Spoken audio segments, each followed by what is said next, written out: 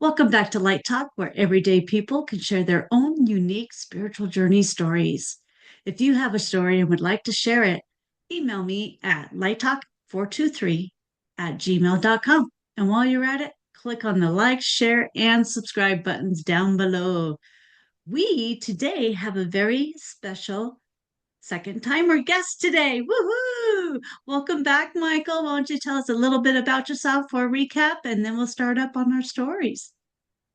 Thank you, and thank you for having me back. Short recap, let's see. Grew up in metaphysics and free of the dogma, and started paranormal investigating in 2018.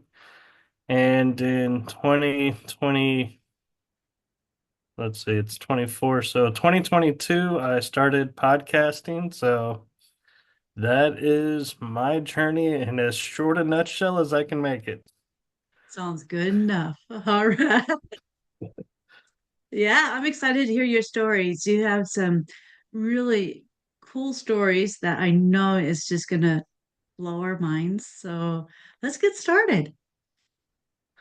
All right. So I think where we left off on the last one, I had mentioned missing time. And so what that would look like is I would get in the car and like my friend's house is 45 minutes away. I would start the car, I would start driving towards the highway, and next thing I know, I'm pulling up into her parking lot and no idea how I got there, which route I took. And so it's kind of an eerie feeling of, oh my gosh, what happened? And a feeling of, thank God I didn't get in an accident. As far as I know, the car looks okay. And so thankfully nobody was hurt.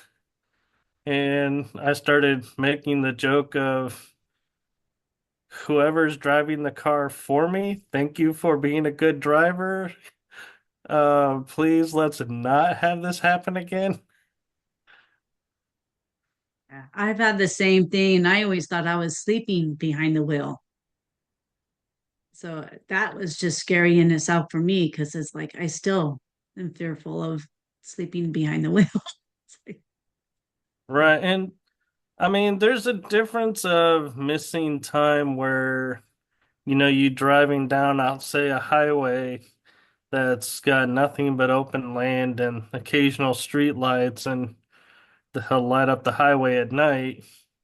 And that gets hypnotic and you kind of feel in a trance. And before you know it, it's like, oh, I'm like 3 cities from where I thought I was. Okay. And so that's a little different feeling because there you're just kind of the road, becoming one with the road, and you're just so focused on the road that it's like you miss everything around you versus mhm. not even knowing what road you were on and how you got from A to B. That's what missing time is there's no hypnotic like, oh yeah, explanation of why all of a sudden you're like aware and things are different and you're like, oh, I'm Yeah. 3 cities ahead of where I thought I was. Making Yeah. great time. Yeah. I had the one where I left my house. I remember locking the door.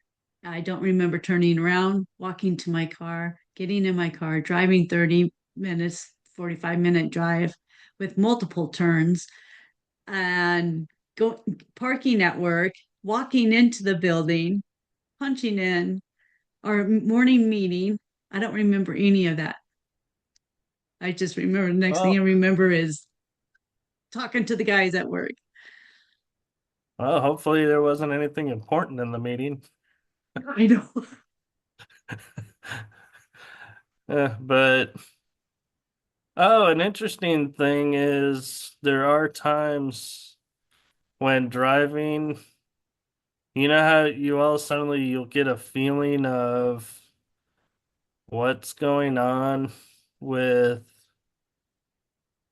you're like, I almost want to say like a spidey sense or something that you're like, all of a sudden you're like, something's different. Something is trying to get my attention, but it's not a phone call. It's not, a pager or anything like those times. It was like you were just getting a sense of something is there that's different. And I had that happen on 4 occasions. And on those 4 occasions, I happened to look up. And usually for me, this happens at nighttime or twilight. And sure enough, there would be something in the sky just hovering there. And I would see it. And if I was driving, I would take some turns and I'd look up and it's still in the same spot. And I would stop the car.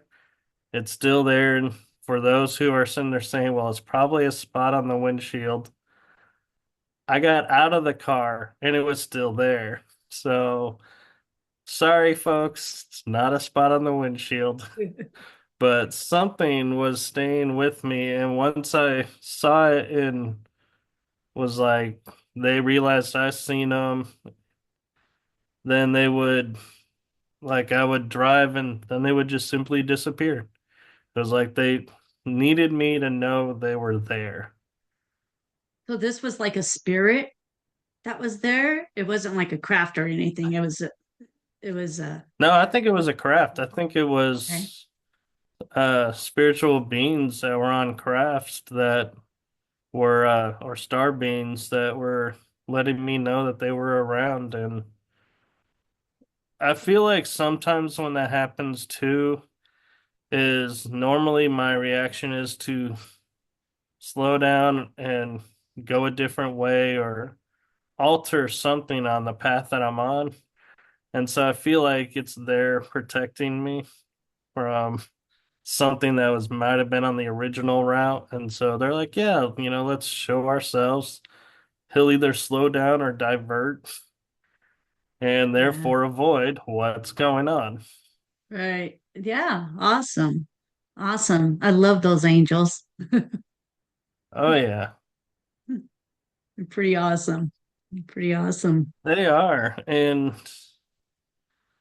I, for those watching, you had mentioned that you were interested in my paranormal background. And so I did start solo in 2018. I think it was 2019 is when I started actually investigating with teams where I would say I was a paranormal investigator. And to date, I have been on, I would say around 100 to 120 investigations in this short window. That's awesome.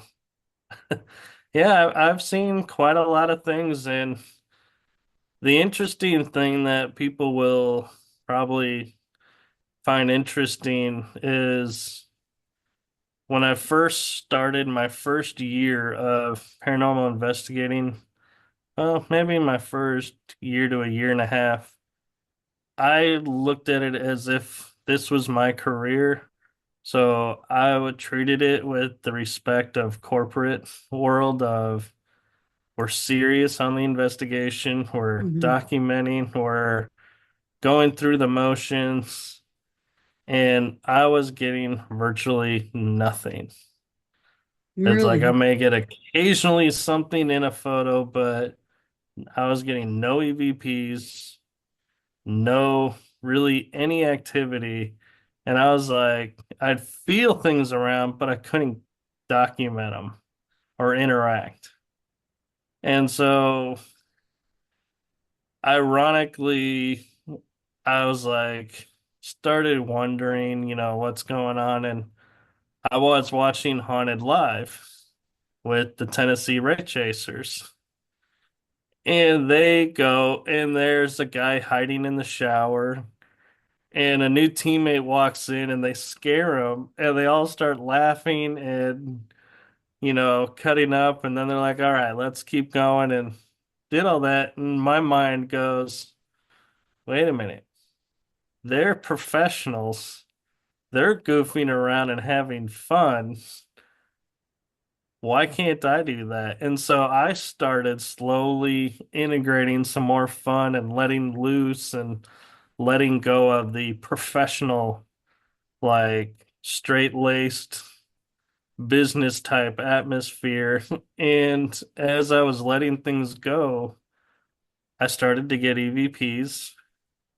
I started to get more orbs and pictures. I started to get see apparitions. And so the activity ramped up the more fun I was having.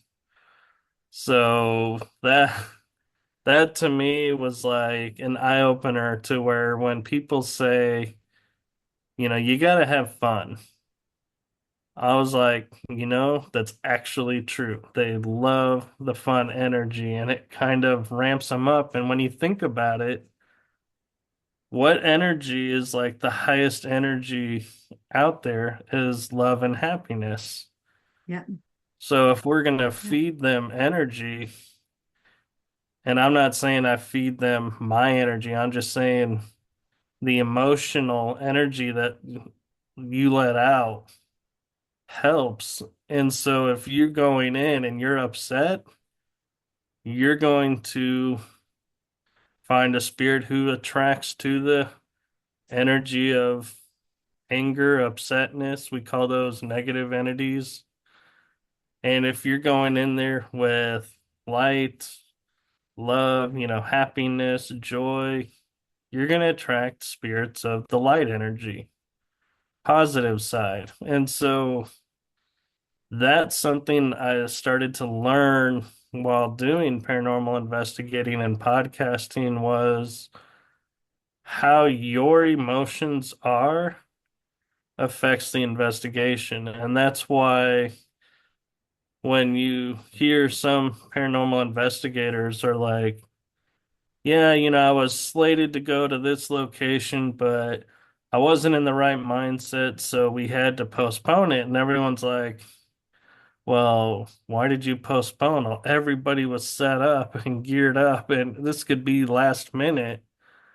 Yeah. And that's not right to do to everybody. But in the paranormal field, that absolutely is the right thing to do.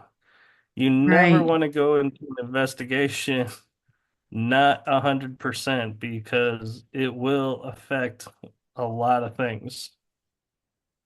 And that's with all areas of the this realm of the 5D and all. I mean, with me reading cards and everything, it's the same kind of thing. You got to bring in that upper energy to bring in the higher energy to get a good reading. Right. And one Mhm. thing that's interesting too is spirits react to the intentions of those who enter. And so I started noticing two trends of people who were there who were genuinely wanting to make connection would have lots of experiences of either hearing a spirit, seeing a spirit, but having interactions like mediums, their gifts just off the chart. Whereas when you have someone who's like, oh, I'm just in this to say I was here and I'm like trying to get famous and trying, all these different reasons, they'll be like, well, nothing happened here tonight, so I guess we'll just move on. And it's like, well, yeah, because I take the opinion spirit knows who genuinely wants to connect and who doesn't. And so they're going to pick and choose just like we would who Mhm. they want to Yep. interact with. And so Yep. that's Yep. why I feel like locations can be dead some nights, so to speak, and very lively other nights as they're looking at who's there and going, yes, we want to party with these people or Yeah. You guys are nuts. We're staying away from you.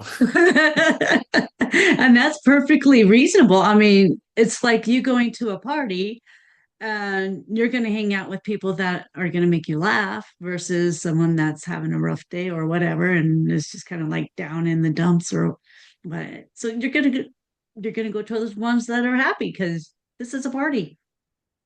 Right. And the thing that I found interesting was one story was kind of it was funny, but it stressed me up to no end. Was we had a just opened this area up and cleaned it out, and we were investigating it that night, and it was a guest investigator. And so she's going through her process, and I'm sitting and something says to look up, and I see this white coat start running towards the door. And I'm like, oh man, someone's about to enter the room, and that's going to cause a disturbance. I'm not by the door. I can't get to the door without scooting over some people, and I don't want to interrupt what's going on. And so I'm like panicking in my mind, going, oh my God, how do I stop this person from interrupting this and doing all Right. of this? And I mean, meanwhile, I'm sure everybody in there is like, I could care less. But I'm like, no, I want this guest to have the best experience here.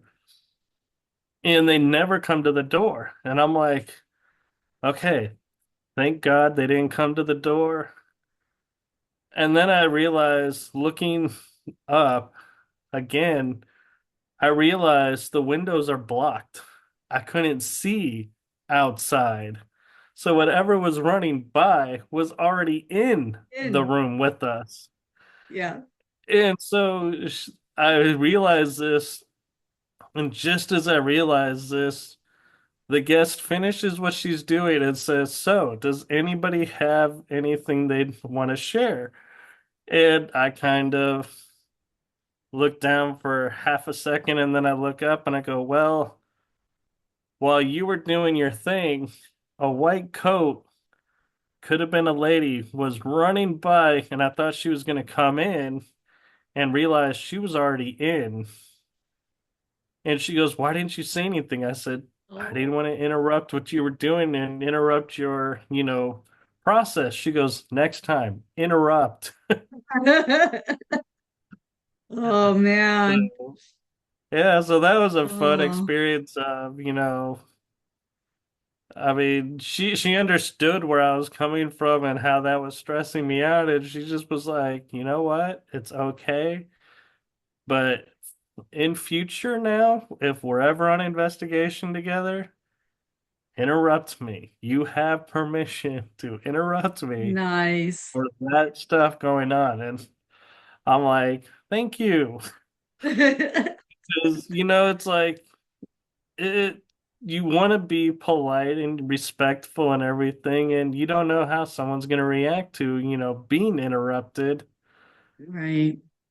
even though it's like this is where you're supposed to. It's like you're still like, we're setting up energy. I don't want to interfere with that.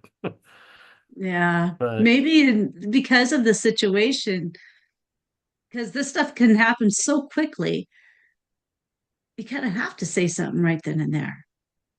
I know, and everybody was like like almost jumped when I said they were in the room and they were running right behind the chairs, and everyone that was sitting in the chairs was like wanting to jump up and look, and I was like, they're already gone. Sorry, people, you missed it.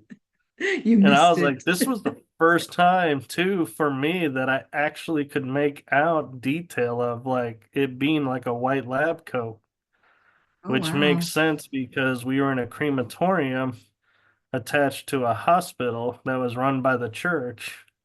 Hmm. And so Makes sense. it was like, wow, it's like, yeah, I'll always remember that. And I mean, it's funny the moments that we remember that stick with us, and whether it's the first time or it's the story behind it that kind of gets you to the story. And one one story I have that I don't share too often, but I'll share with you was I was on a paranormal road trip, and I was with a friend from Holland that I met on Facebook in a paranormal group. And we had talked on Skype and became friends and trusted each other. So we were on this road trip, and I was in West Virginia, and we were going to a school that was abandoned and apparently had some history. Well, we get there and we're like, this is an interesting looking school because it's built on the side of a hill. So it's like one Oh, side wow. looks longer than the other because the ground is slanted. So we're walking up and we go inside and we're like, well, let's do our own thing and we'll do what we're doing. And all of a suddenly, I step away and I go into this classroom and I'm documenting, taking pictures of the walls and everything. So if something is different, I can go back and look for frame of reference and go, here's the original photo. Here's this. This isn't supposed to be here. Why is this here? Yeah. But what ends up happening is I step into this closet and all of a sudden there's this pressure on my shoulders, like somebody has put hands on to push me through the floor. And it's like I finally go and say to the spirits, I'm like, look, I'm solid. I'm not going through the floor.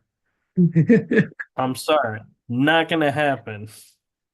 And so and I'm feeling uncomfortable, so I'm gonna go walk into the hallway and take a break. So I go out, and just as I do, my friend who's wearing a ball cap like this is going like this and pulling it down. And I said, what happened? He goes, a spirit just flicked it up. And I was like, you mean you get a hat flick and I get tried to be pushed through the floor? This hardly seems fair. But we're like, okay. And we kind of were like, all right. So he goes, well, we're going to go check out over here. I said, well, I'll continue my deal and I'll go into this room. And take one step over, and he took a step the other way. And we both stopped, turned, and looked at each other because we heard this girl. And I had to apologize. I forgot to close out Facebook. So that's what's dinging is notifications. You're fine. But, but, so we hear this giggle and we stand and we're looking at each other and we start to turn our heads and we turn and look at each other again because we hear a voice and this girl calling out a name. And he looks at me and he's got this look of like, you heard what I heard. And I'm looking at him and I shake my head like, yeah, I heard it. Well, we hear the laughter again and we both go running up the stairs and I will actually go out into the balcony area that's overlooking this auditorium. And I go halfway there on some specific row, and I don't know why I'm there at the time. And I'm looking, and I'm like, "Who's here? Who's here? Where are you at? What's going on? What can we help you with?" And getting nothing. Well, I look down, and there's this weird mark on the floor, and I'm like, "Well, let me take a couple photos of this with my digital camera." because it's just so unusual. I want to see, what does this wax mark mean? And my friend's not coming out onto the balcony, and I look at him and I'm like, "You coming?" He goes, "Nope, I'm good where I'm at." And so he goes and turns around and starts to walk away, and I leave and go, and we're doing our own things, and we meet up in this one area, and they said, "Oh, you guys should go check out the top floor. There's this one area we really are interested in your opinion." And I was like, "Okay." So we go up on the top floor, and there's this classroom with this weird, like, kind of, you'd want to call it a closet, but it's too small to really be a classroom closet. It would be more Hmm. like isolation type of room, which I don't understand why is in this classroom, but it's got three windows. And when you step into this room, so before I get there, let me preface by saying there have been zero insects thus far throughout the investigation. Like nothing, nothing bothering us. We're not having anything around us. We step into this room, every window is coated with flies that are alive. They're all like sitting Live? on the window, yeah, moving around, but they're all Hmm. stuck to the glass. And there's like something out of like a horror movie kind of feeling. And the energy is so thick in there. It's like you can't stay in there very long at all. And we step out and they go, "Well, this is where somebody jumped and committed suicide." And we're like, "That makes sense." Oh, okay. So then we finish what we're doing, and this is the part of the story that's really funny is I meet back up with my friend and we decide to head out, and he goes to the car and he puts his hands like this and his head on the top of the car, and he goes, "I have to thank you." And I go, "For what?" He goes, "You didn't run out. You actually stayed like you said you would. So thank you for that. You didn't, run, and, like, you were honest and authentic of how you'd react. And it wasn't embarrassing kind of conversation, Yeah. feeling going on." And I was like, "Yeah, it was so cool." And to hear that, I mean, it was like, I mean, how else could you explain, hearing laughter when there's nobody there, just a guy and us, so there's no little kids and everything. And so we get back to the room, and remember those photos that I talked about taking? Uh-huh. The two on the balcony never came out. They were too fuzzy to come out. It was like Yep. something moved the camera, and it was like you couldn't make out anything. And I was like, "How is this possible?" Because I literally saw the image crystal clear when I hit the snap twice. And so we chalked it up to whatever that mark was, it wasn't meant to be seen. So Yeah. I was like, "All right." But Wow. yeah, Wow. I I think we have enough time here. With the voices and everything, it's kind of funny because just a few weeks ago, my husband and I went on a walk, and I heard this female voice saying hello, and my husband heard it too, very loud as and plain as could be, and nobody was around. And we were kind of the same way. Did you hear that? Did you, was that you? No. Yeah, I have a it's kind couple of more cool. instances of voices phenomenon where it like upset me because of equipment failures, Oh, or I didn't have equipment on me when it happened. And one that I'll tell real quick because, yeah, what the time is. Yeah. Before we got to West Virginia, we had stopped off for an event in East Texas, and we were at the hotel, and we had a two-bedroom, and because we were going to get up and go. So we were like, don't waste the time going and knocking on a door. We'll just make it easier and more convenient. So he's laying down. I go into the restroom with my phone to talk to someone and, be less noisy and allow him to relax. And all of a sudden, I hear my name being called. And I go, all right, I'll be right out. So I finish what I'm doing. I open the door. He's sound asleep. So I'm like, that's really weird. So I go to sleep. The next morning, I wake up and he's like, hey, you're finally awake. I'm like, yeah, you ready to go? Yeah. And I said, by the way, what did you need me for last night? Because I heard my name. And when I opened the door, you were asleep. And he goes, what do you mean your name? I heard my name. And I said, I never called your Ooh. name. Ooh. And it was like years after I realized he's a guy, I'm a guy, and it was a female voice I heard.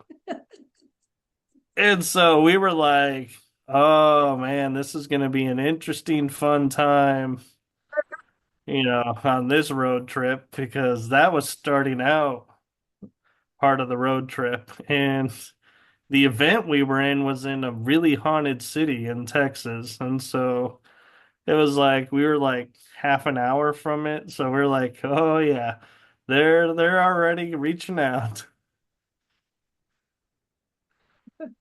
That's cool. That's cool. Yeah, I heard real quick, like I heard my voice being called and I was in the basement. My husband was upstairs and I heard my name being called and I'm like, "What?" And they're like, "Dana, like are you down there?" I'm like, "What? What do you want?" Heard it like three times and the next morning I was like, yeah, like you. It was like, "Wait, that was a female's voice. I'm the only female in the house." Or are What's you? going on? Yeah. Oh, Yeah. well, thank you. Thank you so much, Michael, for being on the show a second time. And I really enjoy talking with you. And uh, let's just keep in touch and, maybe have you on again. How's I'd be everyone happy feel to. towards that? There's Okay. Yeah, there's more stories to share. Sounds great. Sounds great. All right. Well, we're going to end it right now. And so thank you again for being on the show. And if anybody out there in the audience has any stories that you would like to share with us, email me at lighttalk423@gmail.com.